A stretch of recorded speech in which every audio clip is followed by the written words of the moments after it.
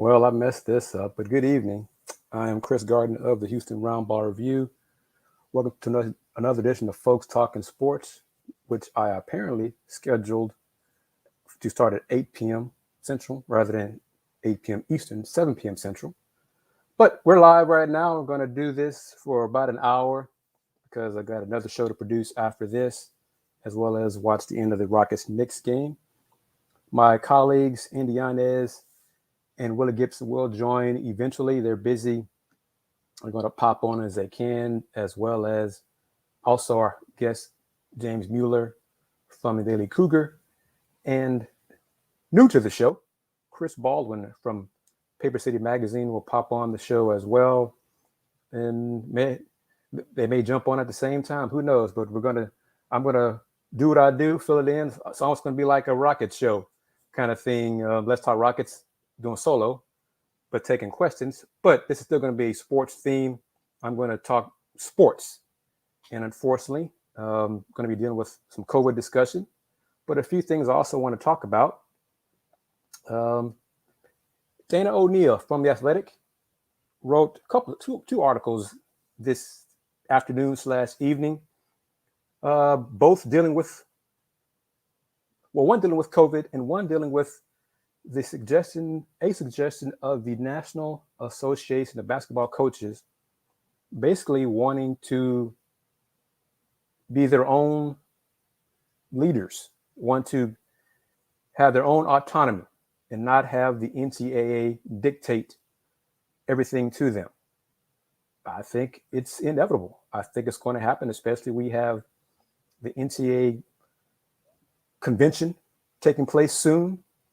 And then based on what passes, the NCAA has already announced that they want to allow the specific divisions 1, 2, and 3 to govern themselves, each division specifically, rather than as a collective as currently. So within the Division 1 level, the NABC, the National Association of Basketball Coaches, want to have their own autonomy for basketball. And right now it's men's basketball. I would hope that the women's basketball coaches will have a similar belief in this as well.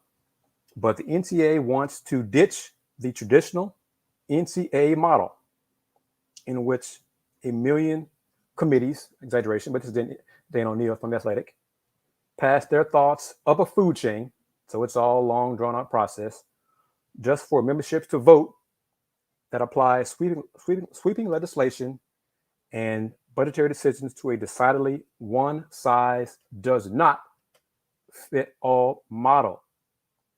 In its place, NABC is asking to form a leadership panel composed of conference commissioners, athletic directors, athletes, and most importantly, coaches, who will make both legislative and policy decisions autonomously for college basketball. Though they'll operate under the broad constitution of the NCAA and adhere to the national governing body's general principles, the coaches want a say-so in essentially everything: scheduling, the recruiting calendar, staff composition, and most critically, budgetary oversight. Hoops, and you follow college hoops, you know this. Hoops is the NCAA's moneymaker. We know that. It's a tune of $8.8 billion for the NCAA men's tournament. Football teams are the ones making the decisions, as we all see, in realignment. Football makes college sports go around, but college football is not under the NCAA umbrella. A football team might foot the bills for a big school, but college basketball pays the tab for the NCAA championships, not to mention the NCAA itself. But football carries the weight, carries the freight, makes the decisions. The Oklahoma-Texas decision to realign, go to the SEC, has caused ramifications, has impacted every other sport. But football, the schools made that decision with football in mind. not the basketball team at Texas, not the Olympic sports at Texas, same at Oklahoma. But ripple down, do you see all the changes have an impact on the Big 12? It's realigned. The American Athletic Conference has realigned. Conference USA is realigned. You got other conferences that have made some adjustments. Sun Belt, I think the MAC, Atlantic 10, on it goes. So football carries their weight, makes it all their money, all those things, but they're not under the NCAA umbrella. Love this quote from Villanova head coach Jay Wright, men's basketball head coach Jay Wright. A lot of the decisions made about basketball are being made by football people, lumping in basketball with all the other sports. We're trying to be authentic about it. This is a big business, and we create the revenue for the NCAA. So we just want to say in governing our own sport. It makes sense to me. The timetable that the NABC is hoping for the changes is once the NCAA Constitution is finalized and the new rules are finalized and everything happens in January, the NCAA will work on details. And then the dream goal, depending on your perspective, is to have these changes implemented in time for next season, the 2022-2023 season. If not that soon, eventually, we're going to see the basketball coaches, dictate the basketball rules. And I think that makes all the sense in the world. So hopefully it happens, and we'll go from there. That is the important thing. Good for the coaches to want to take the initiative and make their own decisions for their sport. And scheduling, the recruiting calendar, staff composition, and budget. All that makes sense. So if it doesn't happen in time, everything's not implemented in time for, I think it will be, based when the Constitution is all implemented, details hammered out, all the I's dotted, and the T's crossed.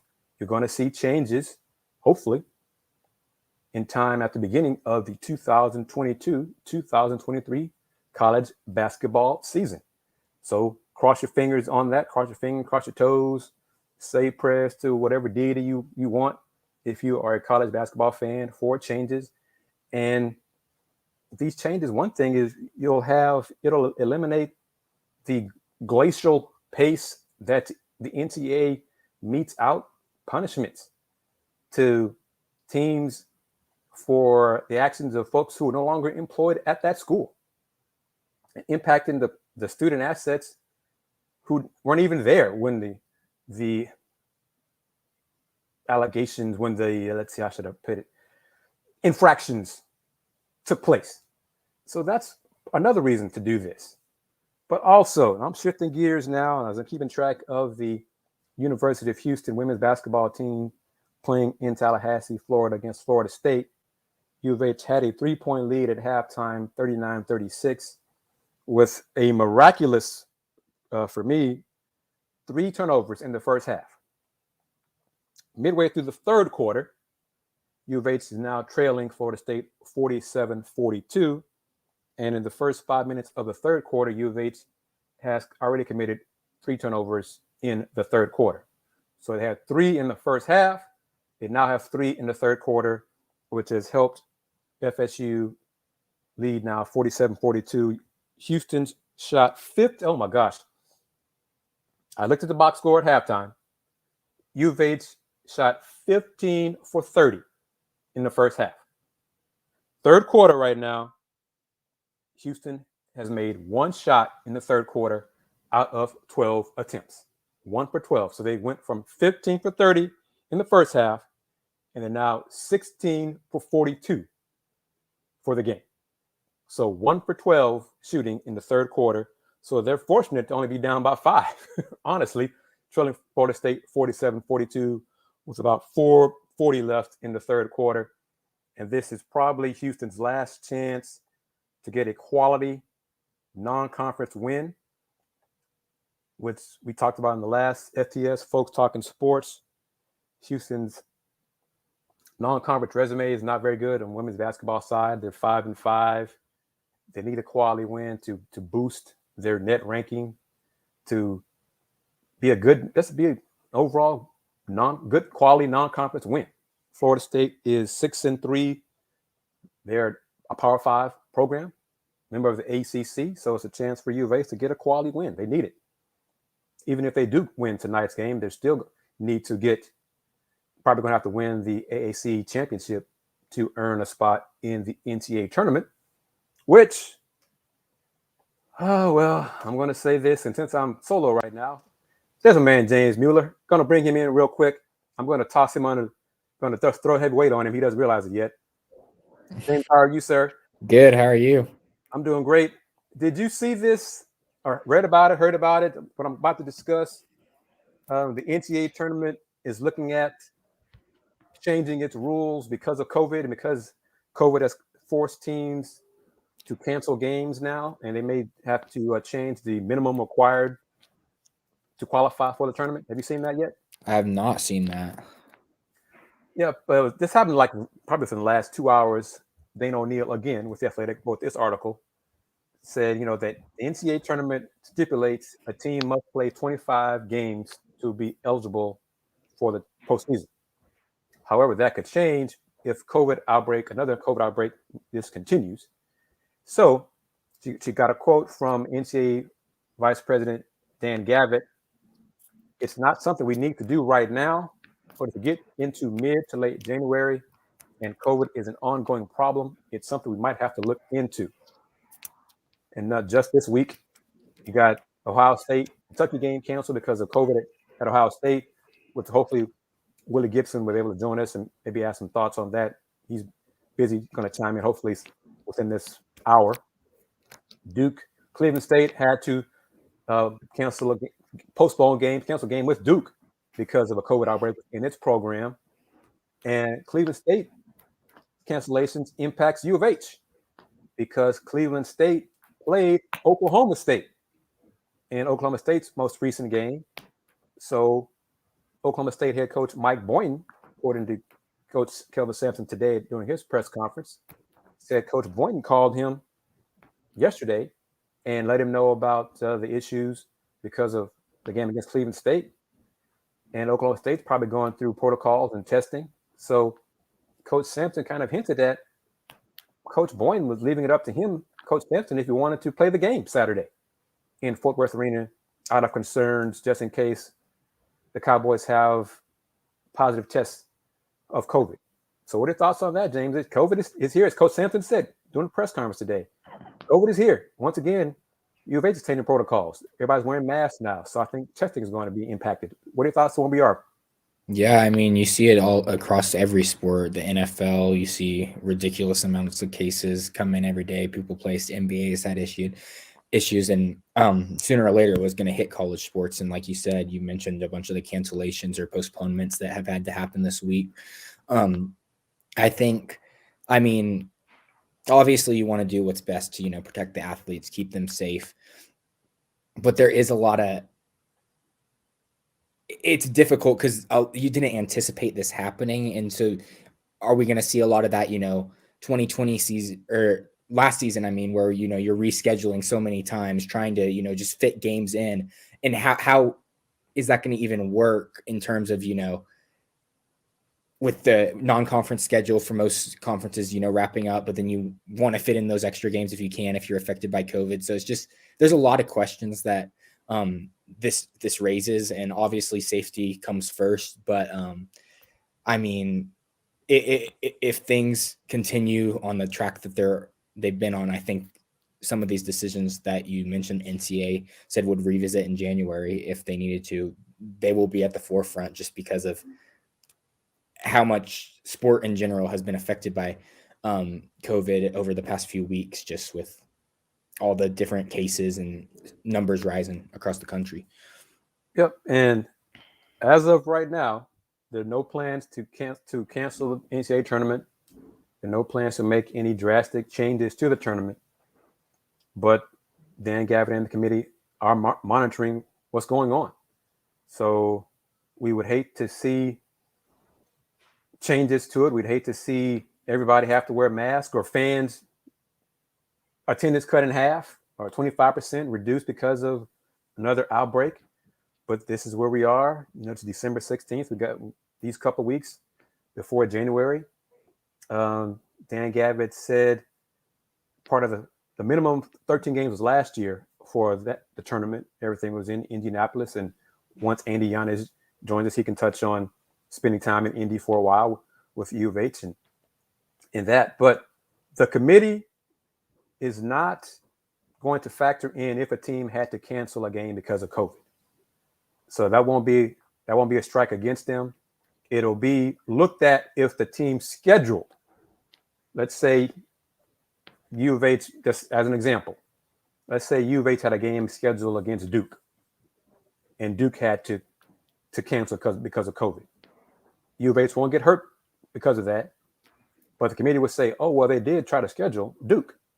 So that'll be taken into consideration as part of the strength of schedule component for the discussions the committee has for teams for at-large berths in the tournament. James, are you keeping up with what U of H women are doing here against Florida State? Yeah, the last I saw, I checked like 5 minutes ago. Yeah, they're winning they were now, up James. 4. What's the score right now? 53-51 with Okay. about 2 minutes left in the third quarter. So they started making shots again. They had a 1 for 12 stretch in the third quarter. And they are now, my math is right, made 4 of their last 6. So basketball is so much easier when the shots going through the net. Yes, that is true. So you touched on this, and I want to ask your thoughts. Did you have any info from U of H football signing day yesterday? Yeah, so the media had a chance to talk to Dana Holgerson yesterday afternoon, and then I talked to a recruit today who signed. So it was good. I think a few different things we're seeing here. First, Dana Holgerson talked about this a lot, but just the impact the Big 12 has on it. UH is already up like 30 spots nationally recruiting wise from last year. And Dana talked about how, some of these guys that they were able to sign, they brought in a receiver from Klein Kane named Matthew Golden. He had offers from a bunch of places. He was originally committed to TCU. He wanted to play, Power 5 football. Once UH news came up and Gary Patterson left and, all that, UH became a more viable option just because, it would help him achieve his dreams. And then they also had a guy named Demetrius Hunter. He's a center. He's the recruit I actually spent time chatting with today on the phone for a little bit. He's a 4-star. He's the highest rated offensive lineman UH has signed in the modern recruiting area. And he was originally committed to go to Oklahoma with Lincoln Riley. But then once that news came, he decided, UH was the place. So I think we're seeing, the pitch is already starting to, elevate to that next level because Houston has more to offer than they had in years before. Obviously, there's still a lot of work they got to be doing because I saw something. They would be like 7th or 8th in the Big 12 in terms of recruiting if, they were going into it this year, like compared to all the other Big 12 teams. So they still got work to do. And Dana also talked about that. But I think signing day has been a step in the right direction. And there's still more moves to be made. Dana said they signed 10 already. He said he anticipates signing 22 to 23 more, which that number sort of surprised me a little bit. I didn't think they'd sign 30 something, but that's their goal. And obviously they'll be losing a lot, especially on the defensive side of the ball. So, but this was definitely a step in the right direction. And I think we're seeing, the success as well this year that the Cougars had, that also played an impact, and UH is now is at least getting more consideration than it was in the, past decade. And I saw, I think it was 24/7 Sports did a composite recruiting rankings, and I looked at the Big 12 currently and the American currently, and then I used the points, their 24/7 composite totals, and took out Texas and Oklahoma. And I think U of H's composite ranking would put them like 6th or 7th or 8th right now in what would be the new Big 12. Yeah. I think Oklahoma State or Baylor was like 1-2. Cincinnati Oklahoma would State be was like fourth or four. yeah. So Coach Fickle is doing a good job, and I think UCF would have been fifth. I think they were ahead of Houston. They were 5 too. or 6. Yeah, So they were a little ahead too. So just a little bit, but the gap from after Houston to whoever was next in place was pretty considerable. Mm-hmm. So that's a good sign, and kudos to the football program. But I think Coach Holgerson mentioned this. I wanted what you thought when he said this. He mentioned we're recruiting. Big 12 is helping us, opening doors for us. We're not sure if when we're going to get to the Big 12, whether it's 23, 24, or 25. So what did you have any thoughts when you said that? I mean, it's still, I don't really know exactly what to think. I know Texas and OU, it looks like they're going to have to stay in the Big 12 through 2025. So that might throw a wrench in things. See, I saw that report from that person, and I talked to a couple other people. Yeah, that's not going to happen. That's, they doubt the veracity of that report completely. Anything is possible. I think that source is like an Oklahoma State Cowboy source. I don't know if he was trying to throw a monkey wrench or whatever his reasons for putting it out there. But I'd be just floored. It would surprise me. I mean, when I saw it, I was surprised, but I mean, I'm glad you told me that you reached out to a source because I was super surprised with that. I was like, and my source is like, yeah, I doubt that happens completely. So what happened? I mean, plan for 2023, and the money's part of it. Yeah, you know where I stand on that part.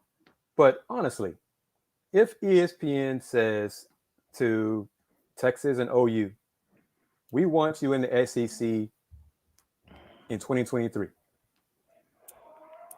SEC says, okay, well, we want X amount of dollars. Okay, let's make it happen. It's going to happen, James. Yeah. I just don't see. And part of it, I think, with my rationale here about, yes, I know the grant of rights that OU and Texas owe the Big 12. You just announce it one way and have Oklahoma say, okay, we're going to pay you whatever it is, 50 million, 60 million, 80 million, whatever it is. We're going to pay you that in over an 8-year period. Okay, that's $10 million a year. As an example. Mm-hmm. They're going to get like 60 million, 30 million from ESPN as part of being in the SEC. Yeah. They can announce it as we've agreed to a buyout of $80 million. Well, the details of it, it's $80 million over 10 years. Yeah. So, come on. I just would be shocked. And I'm being petty here when I say this. You cannot convince me that the University of Texas will spend one day in the same conference as U of H ever again.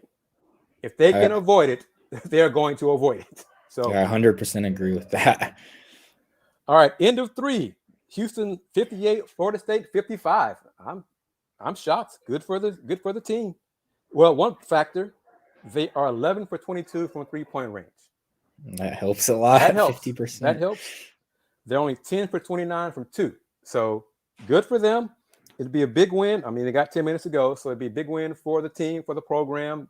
A needed win, as we spoke a lot on the last show about Coach Huey and the program being a disappointment so far this season. So it would be a boost to get a quality win non-conference. And I'm going to wait until Andy and Chris Baldwin join us. Hopefully Chris is able to join us to talk about the net rankings on the men's side. I'm going to put it up for the conference, and a little thing I talked about last week that I forgot to do, go and do about the quadrant breakdown, because you and I are both kind of surprised that U of H men's team is ranked 5th in the net, but all their wins are quadrant 3 and quadrant 4. Yeah. That's no knock on them, because they scheduled, they played Oregon. You thought it'd be a quality win. Butler thought it'd be a quality win. Who am I forgetting? Virginia. You thought it'd be a Virginia, quality yeah. win. Right now, they haven't been. Those are quadrant threes. So, but one factor that we asked and I found out about is the scoring margin. Margin of victory is no longer capped. So I think it helps U of H in these huge blowout victories that they're getting against their opponents. That's helping the equation. Mm-hmm. So that's part of it. And I didn't ask you this. Shifting gears again, because I want to talk about the NFL real quick as well. You saw the Houston, Alabama game, I assume. What did you think on that last second play? Did you think it was goaltending? Initially, I did not. After looking at it closer, I think there's a strong case that could be made. It was super close, but I'd probably, after watching replays and different angles, I'd probably lean towards that it was. But there was no thing that was definitive for me that was like, that was totally the wrong call or totally the right call. But yes, I would lean towards after watching the play over and over again, just because of how crazy it was. That I would say it was goaltending. And it's ironic you say that, because me and Andy have the opposite viewpoint of you. Because of you, when I saw it live, I thought it was goaltending. Most of the replay angles that ESPN had weren't great. We really needed an angle, a camera on top of the backboard to look down at the basket. Didn't have that. And looking at the replay from the best angle ESPN showed us at the top, but was a little on the side, I wasn't sure that it was goaltending. So I had doubt. But I agree with you about nothing was definitive. Okay. I'm not one of those, and I don't think you are either, saying it was 100% clearly goaltending. No, of course not. Okay, so I don't say that. You're not saying that. So there's no guarantee that even if the officials whistled it at that time to allow them to go to the monitor to look at it, we're not certain that they would have stuck with the call if they, because they would have to call goaltending to look at the replay. We're not sure if they would have changed it or not. If they would have changed it, saw enough to change it, agreed it was goaltending or not. So I thought it was a great game. I thought two teams played great basketball. They were exhausted. It's all you could ask for in that type of game. Yeah. U of H is exhausted in their next game against Louisiana. Alabama, I think they were tired, especially on defense, and got waxed by Memphis on the road in Memphis. So I think Saturday's game had an impact on both of them. Mm-hmm. But U of H was able to beat Louisiana with basically 7 players. So U of H was down to 7 players because Marcus Sasser didn't play because of, I think we found out after the game, kind of like a turf toe issue. Yeah. Tremont Mark having shoulder issues, and Reggie Chaney having a game off because of the hand issue he's been battling for pretty much the entire season. Mm-hmm. Coach Sampson said, because of the situation, he thought that was Houston's best win so far this season. Were you surprised he said that? Nothing really surprises me with him because, you never know what you're going to get. And you can think, it's a really impressive win and he won't take much out of it and vice versa. But I do think, I think he has a valid point. It's not the best they've played all year, but given the circumstances and, having to have different guys step up, and even with Jawan Roberts, I think Kelvin Sampson, I don't know exactly what he said, but he said his legs were completely gone basically. And so he was limited off the bench. So just given the circumstances and, I think all 5 starters, they all ended up with double-digit points. Is that correct? Yes, correct. Yeah. So you got production out of that. Obviously there was things that need to be cleaned up, but I think that there's definitely a lot of positives from that win, just given that it's something you can preach to your team. We were shorthanded. We were down 3 guys that are potential starters. Tremont comes off the bench, but if he was fully healthy, who knows, he might be in there in the starting lineup. So I think there's a lot or a lot that you can take away from this game. And I think his points are valid. There's, like I said at the beginning, I think there's a difference between, best win, best win of the season and best they played, because that clearly wasn't like the best they played all year. And it wasn't the best they played all year. They only 2 for 21 from 3, and they still won by 15 points. Mm-hmm. So I think this team has the potential, because they need to get healthy and stay healthy, but has the potential to be, as I think the cliche is, a second weekend team in the tournament. That means Sweet 16, Elite 8, good. I think they're that good. And who'd have thought that? Where the program is, that a Final Four berth last season could be followed up with a chance to get back to the Final Four. That's hard to do. Mm-hmm. Losing 4 guys. so that's hard to do. So I think that's commendable of the program and where the program is now. And here's Andy Yanez joining us. Youngster, how are you, sir? I'm doing good, Chris. How are you? Doing great. Been a while. It has. Yeah, you've been busy doing real world things, real job things. Mm-hmm. But what are your thoughts? You were in Indy in the protocol. What are your thoughts on? Well, let me ask you this. Have you heard that because of the breakout that the NCAA will look in January about making any changes for minimum games required to be in the tournament based on the teams having to cancel games right now so far this week? I had not heard that. Can you explain a little bit more what that would mean? Would it be okay, there's a minimum number of, a team has to play 25 games to qualify for postseason. Mm-hmm.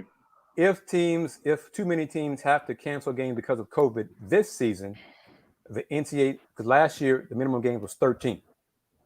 Right. So if it becomes widespread that more teams cancel games this season because of COVID, the NCAA, Dan Gavitt said the NCAA committee may look at changing the minimum of 25 and lowering it as a qualification to reach the tournament this season. Judging by how the outbreaks are going all over, I mean, just in the NFL and the NBA, I think it'd be reasonable, especially you'd imagine that you probably call it a spike or whatever's going on right now with active COVID cases will probably increase over this time right now when it's, more of the holiday season. People are together, gathered more. I think it makes sense, especially them being more reactive to what's going on in the world right now in regards to COVID. That it seems like it's exploding. I mean, I think who was a high-profile NBA player that just got into? Well, I mean, Yanez got into health and safety protocols a couple of days ago. So and Russell Westbrook. Russell Westbrook. Yeah. So NBA's earlier today the number was 62. That's, I think, higher now the last hour. The NFL was 100 players that tested positive as of, I think, Tuesday or Wednesday.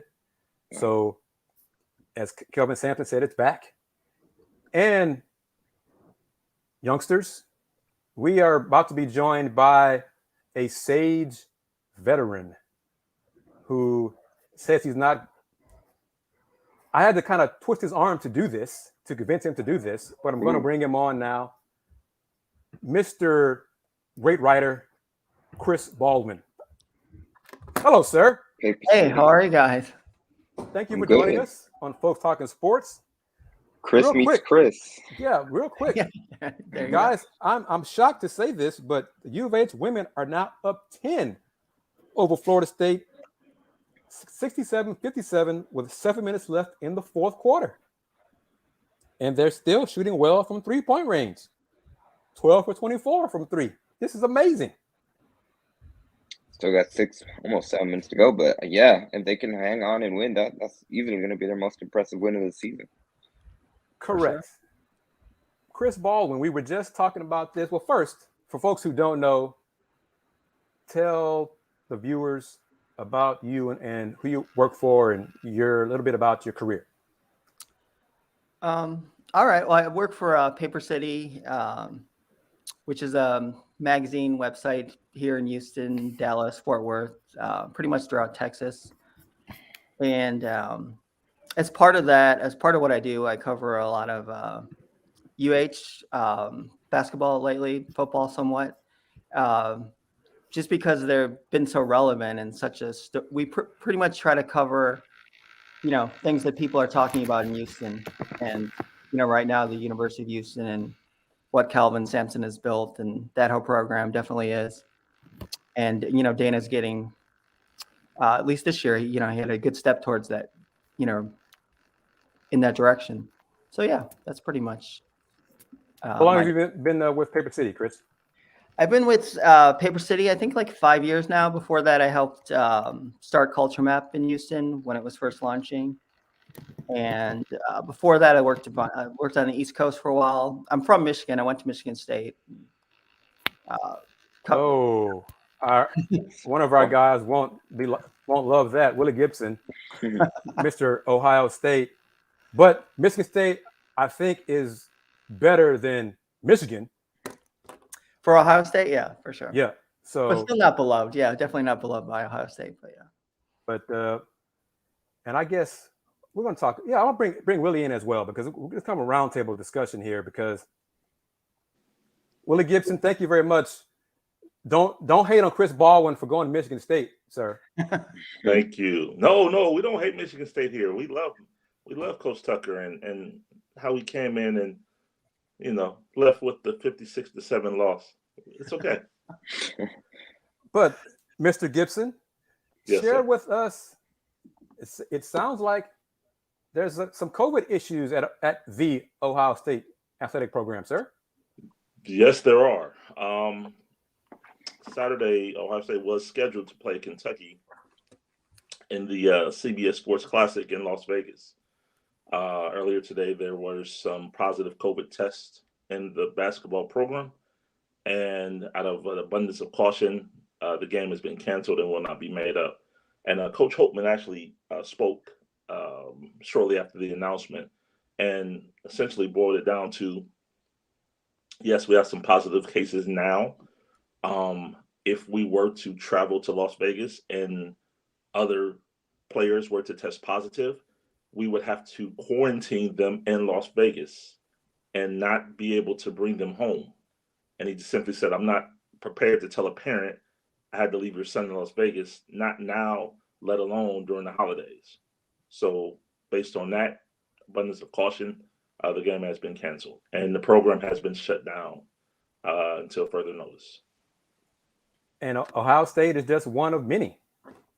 I think Tulane basketball has shut its program down. Yeah. TCU women's basketball shut its program down.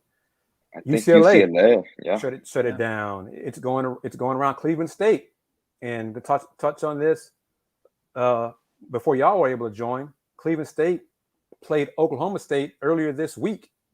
And Oklahoma State head coach Mike Boynton called Kelvin Sampson yesterday to explain the situation, make him aware that Oklahoma State is probably going to test players and kind of Coach Sampson kind of left it up to Coach Sampson to say, Coach, do you still want to play the game Saturday in Fort Worth?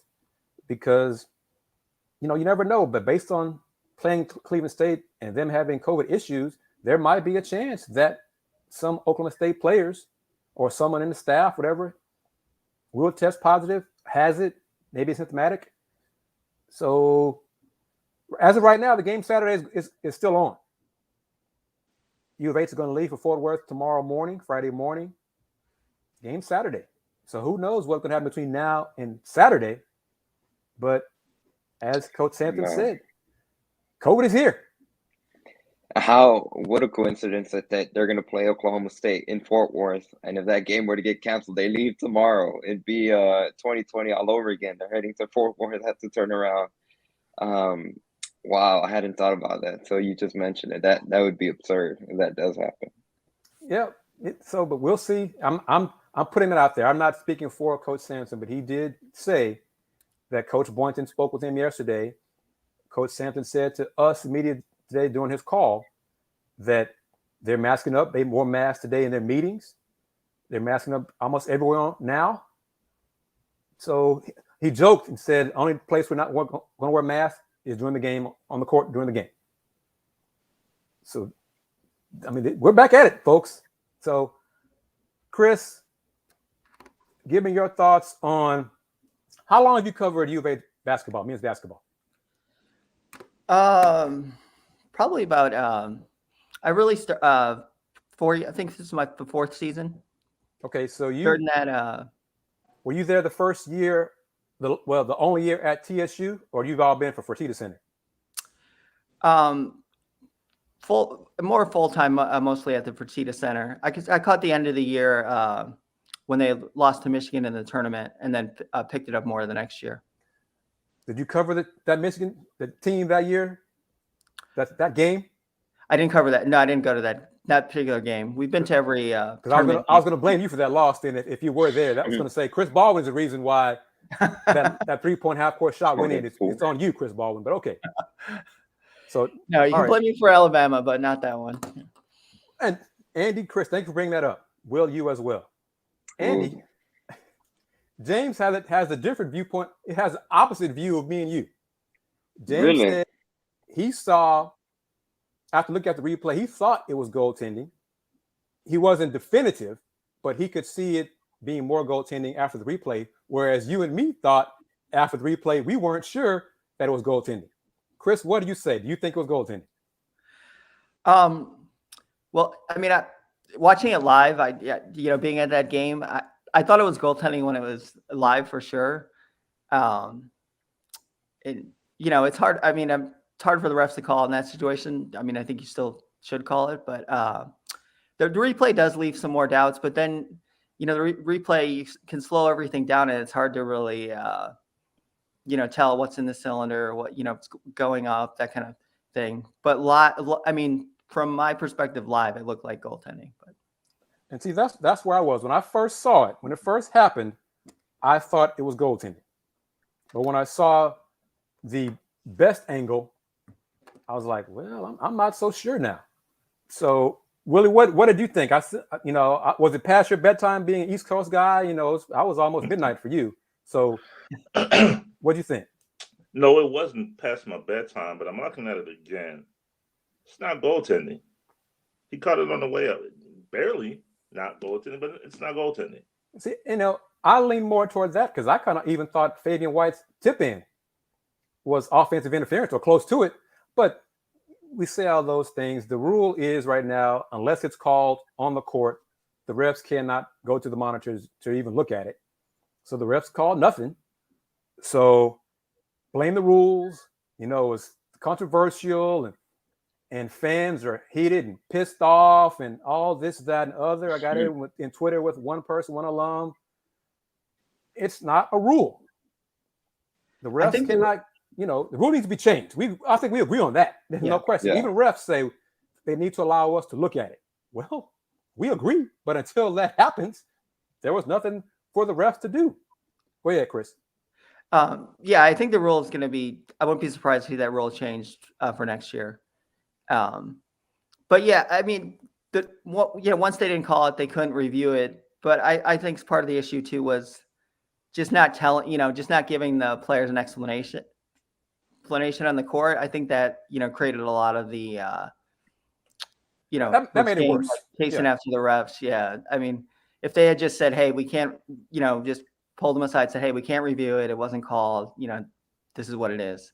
I just think, an explanation would have been beneficial for everyone. Which leads me back to my solo time in the first part of the show.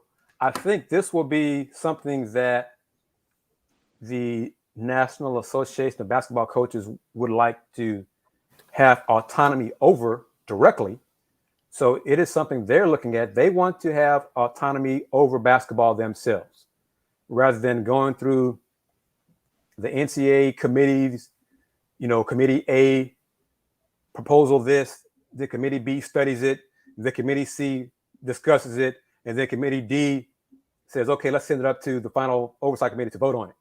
They want to eliminate all those different layers, and the coaches want to have autonomy over basketball directly. What are your thoughts on that? Anybody chime in? Autonomy of creating the rule? Autonomy of having their say-so in recruiting, scheduling, staff composition, budgets. The coaches themselves want to have say-so in those things rather than the NCAA overseers. So similar to the football, Division I football is really in their own world. It's not under the NCAA umbrella. The coaches want to have direct say for basketball.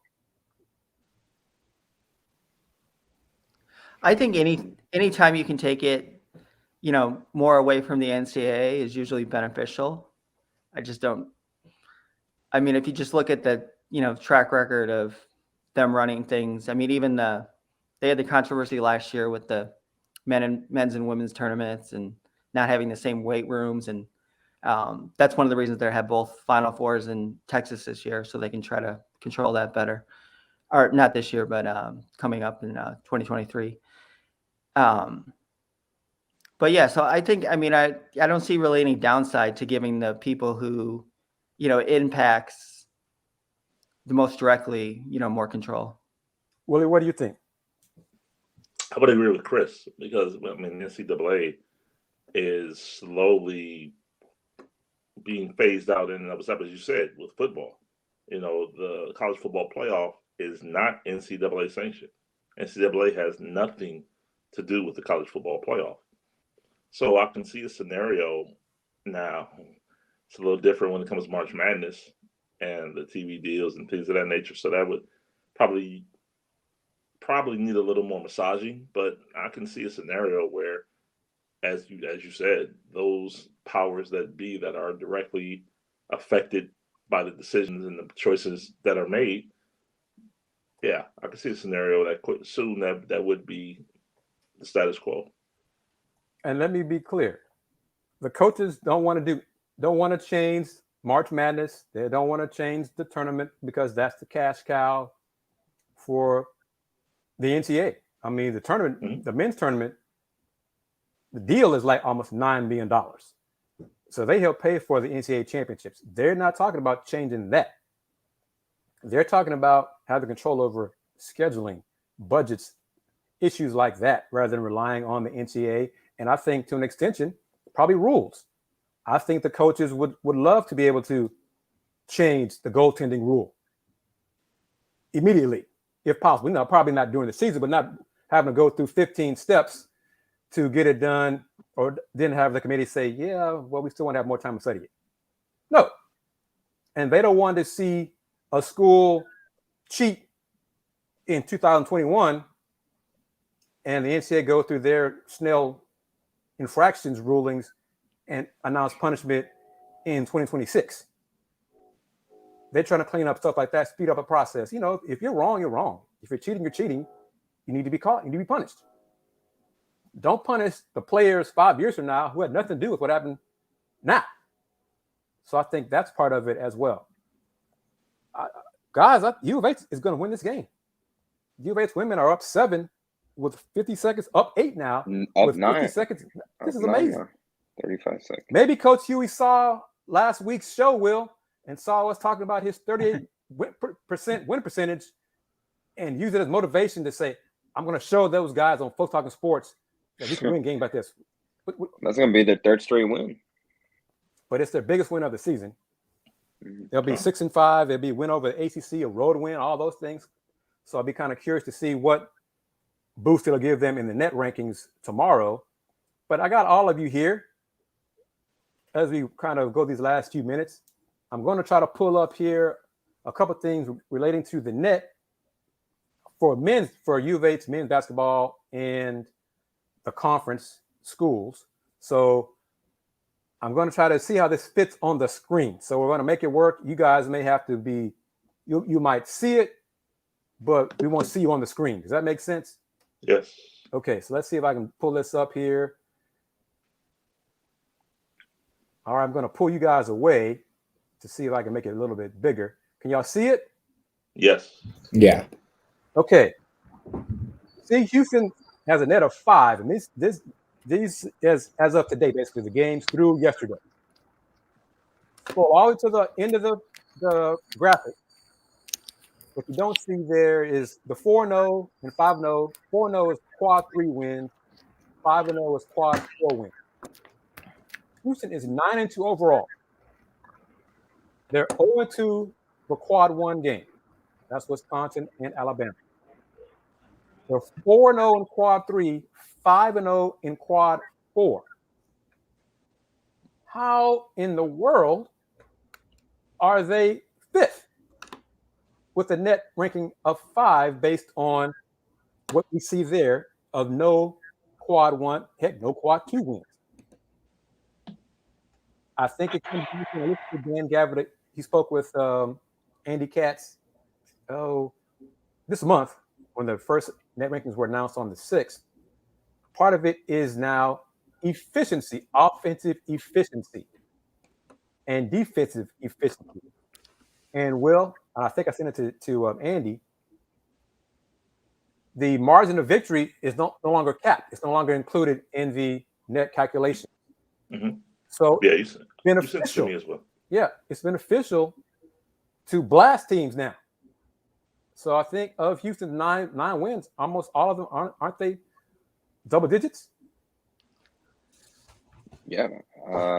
So I think that helps. I think it is for sure. So based on what we're seeing, like I said, you look at other conference members.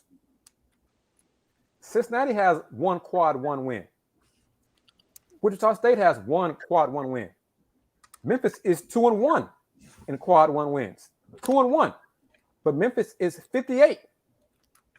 And they went from, I think, 77 to 58 after their home win over Alabama. So I'm not throwing shade at U of H at all, because when the schedule was announced this season, we thought, man, playing Oregon is going to be quad 1. Playing Butler should be quad 2. Playing Virginia should be a quad 1. You know, they had quality quad 1 games lined up. Well, the teams haven't done, their opponents haven't done that part, but Houston, in the manner of their efficiency, according to the committee now, is the reason why they're ranked so high. And I think that's what is the factor. Andy, Kris, but look at how many, there's only 5 teams with a net ranking 60 or better. Memphis 58, Wichita State 57, Cincinnati 46, UCF 44, then Houston at 5. There's not a lot of chances remaining for quad 1, quad 2 wins. And I'm going to pull up another slide, take this down to show what quad 1, what the quadrant rankings breakdown is. I'm having fun with a new toy here, Kris. See, I'm showing these new graphics for you. You're the newest guest, a part of the show, so I'm having fun I'm learning things on the fly here. I feel honored to. So yeah, Andy, this is for you too, because you didn't see these new little toys I'm learning how to use. Okay, so let's see if I can pull this up here. I think that's. I mean, to be truthful, I think this is one of the reasons they were so upset about losing that Alabama game like they did, because if you get that win, it really sort of sets them up seeding. I'm not saying they still can't get it like a 2 seed in the tournament, but it's going to be tougher if they had that, Alabama win on the resume. That could go a long way. Agree. Let's see if I can. It doesn't help, but let's see if I can do it this way here. How's that? That's better. See, feels like I'm in a college class. I tell you, man, I'm learning. I'm going to be dangerous as we continue doing these shows throughout this season, man. But there's a breakdown of the rankings, and you can see even the sub grouping on the quadrant 1, whereas the Q1 quadrant 1A is for a ranking of 1 through 15, and then Q1B is 16 through 30, and then the breakdown from quadrant 1, quadrant 2, etc. And the net ranking changes daily. Okay, it's based on the games played the previous night. So we don't know what the formula is. It's a secret. We're kind of left to kind of guess at what information the NCAA committee is putting into the formula. But here's one thing that we know about the quadrants. So just a little fun with numbers there. And Andy, I made the color red, to stand out a little bit more, but also because it's Cougar red. So I thought it was scarlet. Well, yeah, I was gonna say that too. So, Will, you could say scarlet as well. Just put it out there. So it's for all of us. So there you go. But yeah, just thoughts on what you see right there. Anybody want to comment on that? No, off the top of my head, going to what Chris Baldwin said, I guess that would make sense why if you're Calvin Sampson, you're chasing the referees off the court because you had one of your a couple of rare opportunities to get a Q1 win, at least a non-conference. But I'm looking at that away ranking, what they qualify as Q1. And I think Houston still has, like you mentioned, you showed the standings before. They're going to have a couple of opportunities to still accumulate Q1 wins as the season progresses. I know they have to play Memphis on the road in Memphis, Cincinnati as well. Wichita State too. So yeah, those three should qualify, assuming they do their part the rest of the season. So winning on the road against those teams should qualify for quadrant 1 wins for U of H. Good point. For Chris, sure. what do you say?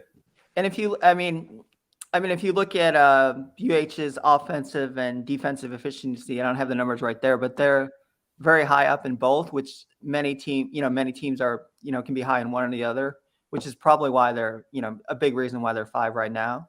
And I think those numbers will probably stay, relatively where they are now throughout the season. I don't see them dropping off a lot with their efficiency on either end. And Will, what are your thoughts on that graphic right there, that slide right there? Yeah, I tend to agree with Chris. Not a lot of movement going forward. And as Andy said as well, the Alabama win would have been huge. But as I was thinking about that, I said, didn't Memphis beat Alabama? But it was at home, right? So it was at home. So Memphis went from like I said, I think 77 to 58. Right. After the win, and Alabama fell from 13 to 18. I don't really remember, but I know they took a drop because of it, because at the time they lost to a team who was quadrant 2 away. So in the 70s, 77, I think, so above 75. So, but yeah, it's just fun with the net, and the net changes every day. So I may do this throughout the season on these FTS shows as an update to where the rankings are in the conference. And I'll probably do a top 15 as well, going for top 10 in future FTS shows. But okay, I got to do this. So I'm going to mute you guys. Got to pay a bill. So, got to do the sponsored deal. So everybody's mic's going to be muted. So I'm going to talk about Oklahoma State and then come back to you, get your thoughts on the game against Cowboys, assuming, of course, it still happens. So, okay. Let's do that. So you know who's still part of the show. This Houston Cougars segment, is made possible by the Saxenian family. Steve Saxenian, thank you very much for your support. As always, 6 p.m. Saturday night, December 18th. The 9-2 Houston Cougars men's basketball team will face Oklahoma State inside Dickies Arena as part of the Hoop Hype XL College Basketball Showcase. The Cougs have enjoyed success in Dickies Arena. In last season, Houston posted a 4-0 record at the arena with wins over Texas Tech during the championship game of the Southwest Showcase, and then 3 straight wins over Tulane, Memphis, and Cincinnati to capture the American Athletic Conference Championship. Lowell Galindo and Lance Blanks, Texas Longhorn, Lance Blanks, will call the action of the game on ESPNU, 6 p.m. Central Time. Oklahoma State enters Saturday's game with a 7-3 overall record. The Cowboys are 2-0 in neutral site games.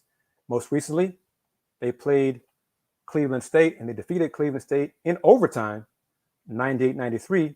But as we know, as we mentioned earlier in this show, Cleveland State has since announced COVID positive tests and have shut down their program, I think canceling a few games. So because of that, there could be a chance that Oklahoma State may test positive. So we'll see. But going forward, U of H, Oklahoma State, scheduled for this Saturday, 6 p.m., December 18th, inside Dickies Arena in Fort Worth, Texas. Game on ESPNU. This Houston Cougars segment was made possible by Steve Saxenian and the Saxenian family. All right, back at it as we close it up here. Unmuting everybody. All right, well, Andy, you're the numbers guy. Well, let's go ahead and make it official. The Houston Cougars women's basketball team, final score, 78-68 over Florida State. A road win for Coach Huey's program. I have to wait for the numbers of, it's got to be the first win over an ACC school in a while. So kudos to the program for that. Willy Gibson, their winning percentage, Coach Huey's career percentage is still probably like 38, 39%. So still not great, as you stated last week on the show. Right. But it's a big win for the program. 78-68. They shot 13 for 26 from three-point range. That's 50%, guys. That's easy math. And they only had, they only had 9 turnovers. That's probably a season low for the team too. So you make threes, don't turn it over a lot, give yourself a chance to win a ball game, and that's what they did. So we might see some clips on Twitter from the U of H women's basketball account of a celebration in the locker room with water flying all around. So look at that. But kudos to the team and Coach Huey for getting that done. Still probably got to get to win the conference tournament. Right, James? Yeah. Go ahead, Andy. What are we going to say?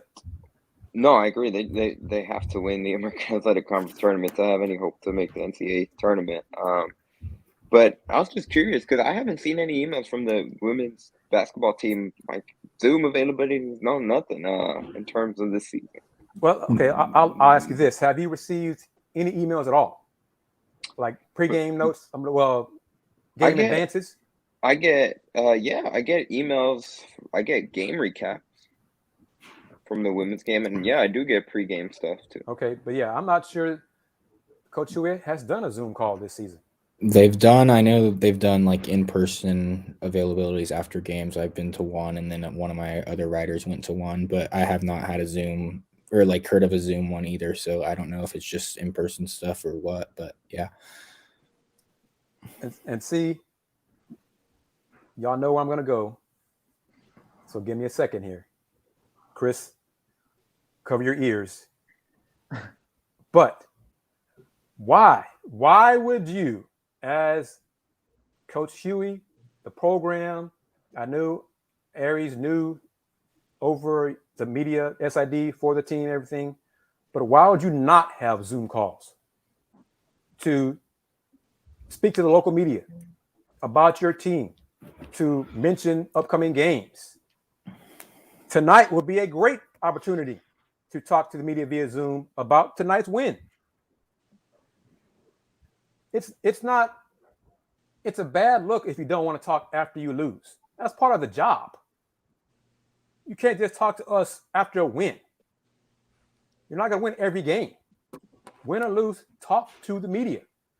So if fans wonder, why don't y'all do more about women's basketball? We work with what we get. Said all that. I'm off my box. Andy, Mr. Betting Numbers. What is the line? Is there a line for U of H Oklahoma State's game Saturday? I'm trying to find it. I can't find anything. I knew you were going to go there, and I can't find anything on that spread as of yet. Okay. I have the Houston Auburn spread, though. That was pretty easy to pull up. Okay, well, what is that? I'm kind of curious about that, too. Talking football, what is that? Well, Auburn is favored in several different outlets, depending on where you look. They're about a 2.5 point favorite. The over-under is 50.5 points.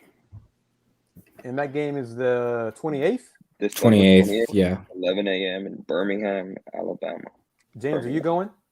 I am not. I'll be covering it from home, but yeah. Kris, are you going? I am not. I'm going to be out of That's town. the men's basketball. Holiday thing. That's the Okay. men's basketball conference opener too against Cincinnati. Yeah, they play Fertitta. that night. Oh yeah, that's right. And that's a home game, right? Yeah, Yes, it's home. sir. Yeah. So that's where all of us will be. So okay, well, Andy, no, I'm not going to get into the football prediction. We'll do that next show. Well, will you be available for next show? Because if not, you're going to have to do your pick right now. When do we have next show planned? Next week? Yeah, it's For going to be most kind of part. strange because, you know, we got Christmas is on holidays and the Saturday, Christmas weekend, Eve is yeah. on Friday. So I'm putting everybody on the spot right now. This is kind of impromptu. But yeah, what's your availability next week?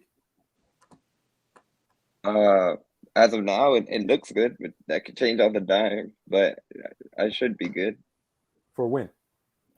for the Thursday's the 23rd. Thursday works for me.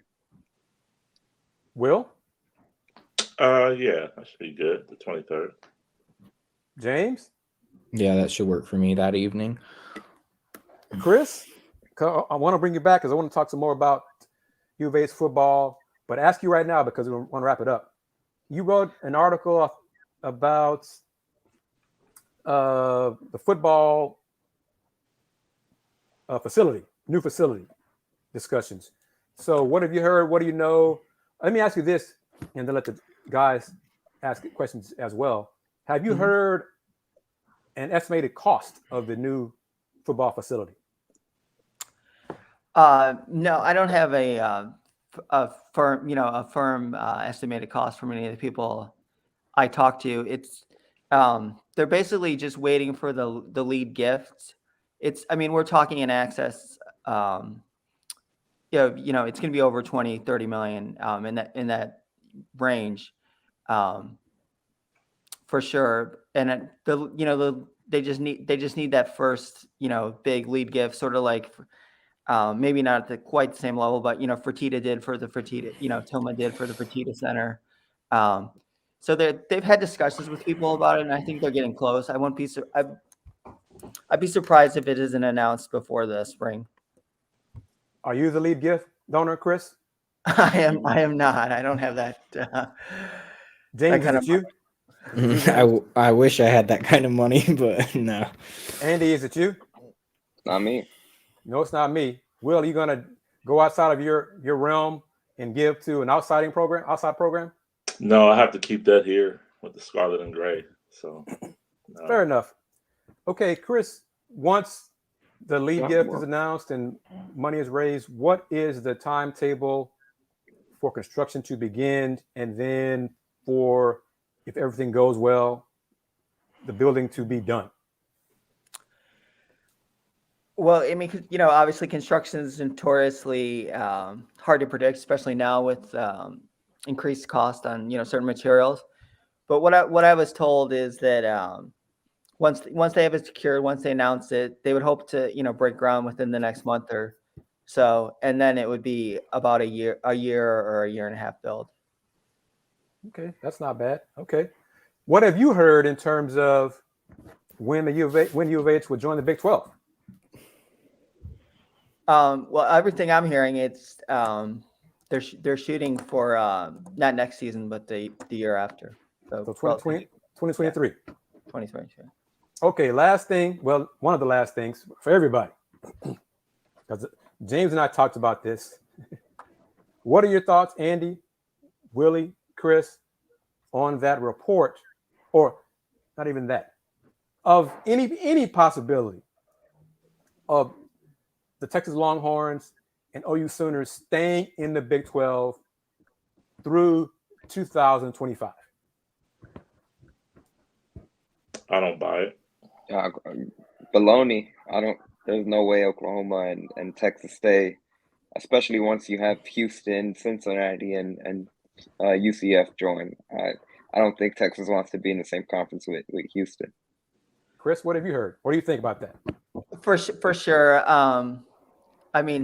They want to get to the SEC, and the idea behind the report that like Oklahoma wouldn't have enough money to do the buyout, I just find that hard to believe with the resources they have and the people they could turn to if they needed to like try to raise money.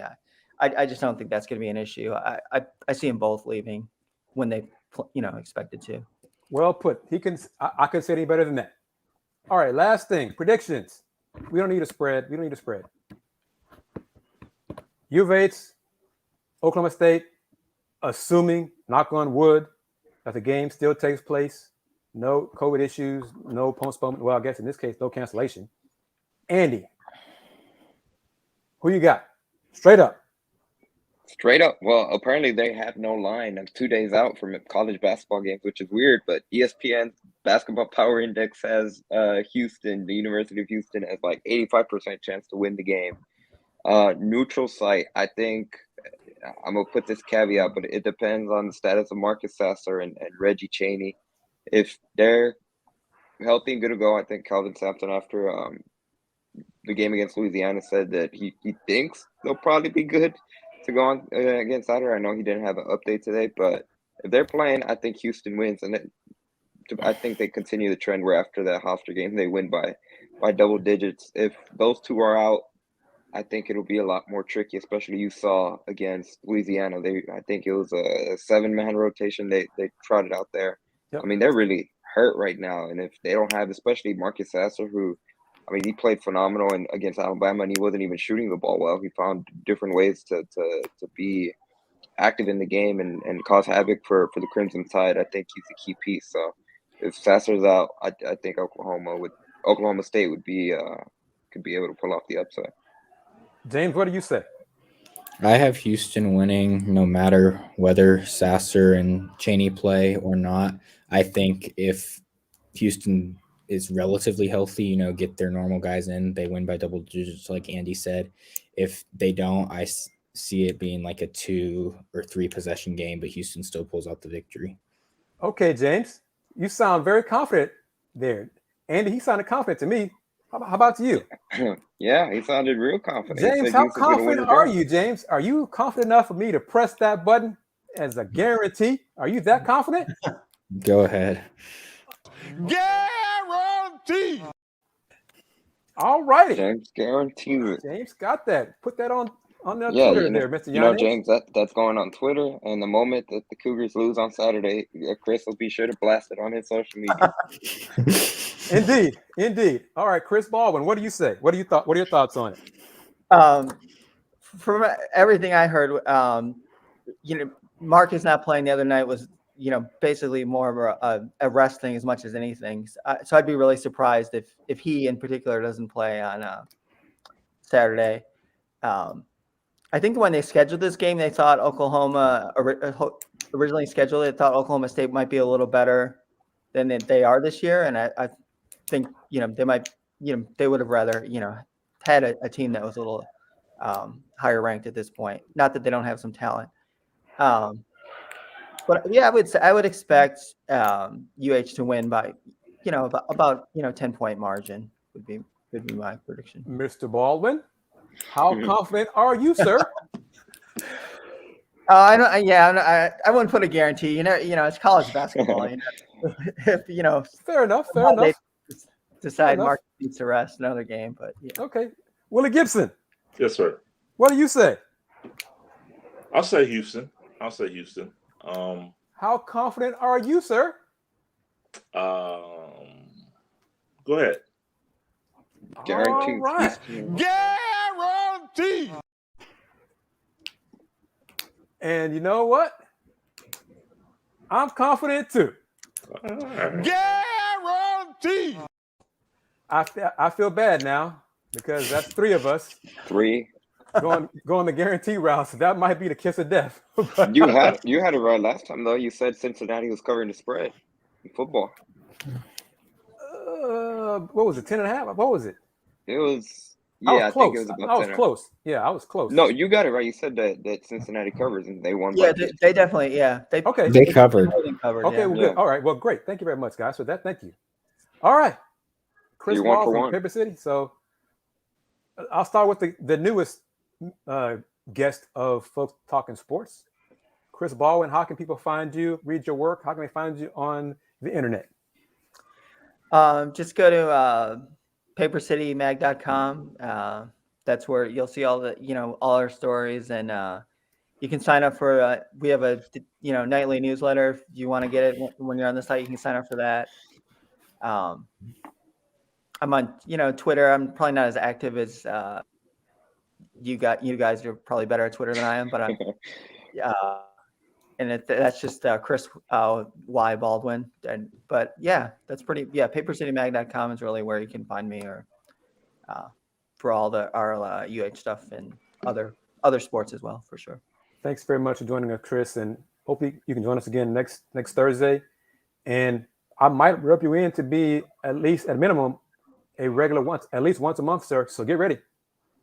Yeah, no, I enjoyed it. You always tell people that, like, Houston Roundball review, all the videos you put up and everything. It's a great resource if you want to follow.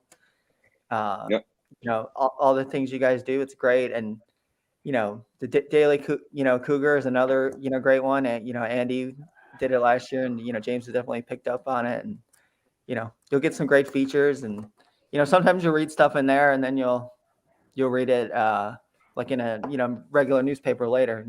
They're really on top of it as well. So yeah, thank you, Kris. All right, Willy Gibson. Kris, you found the number? No, there's no spread. Okay. I don't know why they don't do basketball spreads 2 days out, but might be they're like you worried that. No, but I'm looking at all the games. Like, they don't have a spread for any college game. Wow. On Okay. Saturday. At least not on the Action Network. So it's probably. I mean, if you go to Vegas, it probably have some sports. But I was gonna say, no, Kris, you're right about the Houston Roundball review. I think he might be the only one that posts the full post game availabilities with Kelvin Sampson after the game, because I don't even think UH Athletic does it themselves, like on their YouTube channel either. Yeah, that's a great point. Thank you for that. It's not on the UH channel. I think I haven't checked this season, but I think last season they had it on the school site, uhcougars.com, as part of the game post-game wrap-up, I think, because they wanted to have a sponsor of the post-game, I think, but I'm not sure if they're doing that this season or not. But Willy Gibson, how can folks find you, sir? Yeah, I want to piggyback on that, because I find a lot of things on the Houston basketball scene on Houston Roundball Review as well, the YouTube channel. That's what I found last night. Coach Lucas, after talking after the Cavs game, saying he thought the game was pretty much over midway through the second quarter. Found that on there as well. So yeah, that's from earlier, Kris. No problem. I mean, that was a blowout. So I know. No problem. I cover the Cavs here in Ohio, so that's why I had to kind of get a little jab in. But no, you can find that you can find me on Twitter, Will Gibson 7, Facebook, Will Knows, the Will Knows Podcast, and WTGsports.com. James Mueller.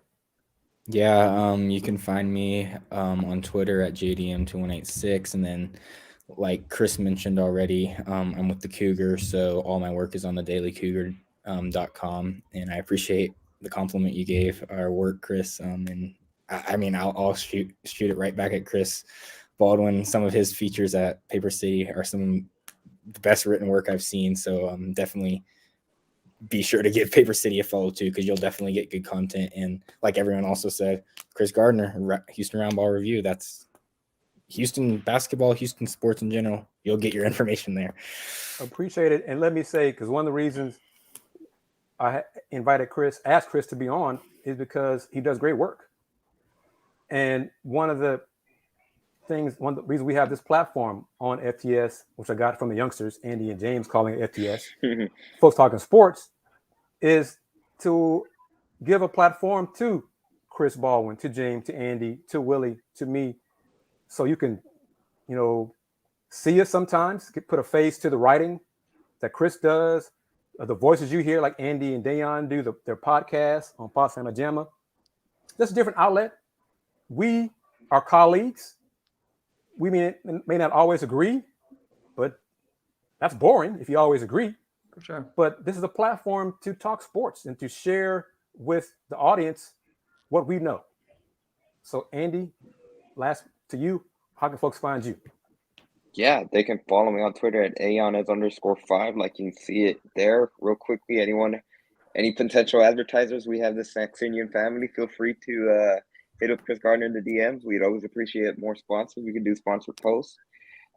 Like Kris Gardner said, Pawd Slama Jama at PAWD, Slama Jama on Twitter, on Apple Podcasts, on Spotify. We have our podcast. Stay tuned. Dayon and I might even have more news upcoming. So stay tuned. And of course, my daytime job, community impact newspaper. Anyone interested in the Pearland City Council beats, follow me at Yanez. I have my link there in the description too on Twitter. So Thank you very much to Chris Baldwin for joining us. Chris, I Thanks hope for you having me. enjoyed it. Oh, You did sure. fine. No worries about it. You did a great job. Willie, as always, thank you. James, thank you. Andy, thank you. I want to apologize, guys. I don't know if y'all noticed it, but I didn't realize it until it was too late. Willie, I had in my head 8 p.m. Eastern when I scheduled it. I scheduled it at 8 p.m. Central. So I had to go live early at 7. So I might have confused people and other outlets on Facebook and YouTube. So my apologies to the audience is hopping on late. You know, wasn't intentional. But thank you very much. I'm Kris Gardner of Houston Roundball Review. You can watch the show on YouTube, Facebook, on the Houston Roundball Review Facebook page. Our next Folks Talking Sports should be next Thursday, December 23rd at 7 p.m. Central, 8 p.m. Eastern. I'm going to do a Let's Talk Rockets Friday, December 17th. Right now, the Rockets are down 6 at halftime to the Knicks, but that's a lot of fun talking Rockets with Rocket fans. So that'll be on YouTube as well as here. Guys, thank you as always. Houston Roundball Review, thank you for the compliment. Appreciate it. Has been around since 1994. Houston Roundball Review on YouTube, Houston Roundball Review on Instagram. Twitter is VHR Review. One last thing, thanks to Willie and AJ Jones for this. Houston Roundball Review, local name, global perspective. Y'all take care.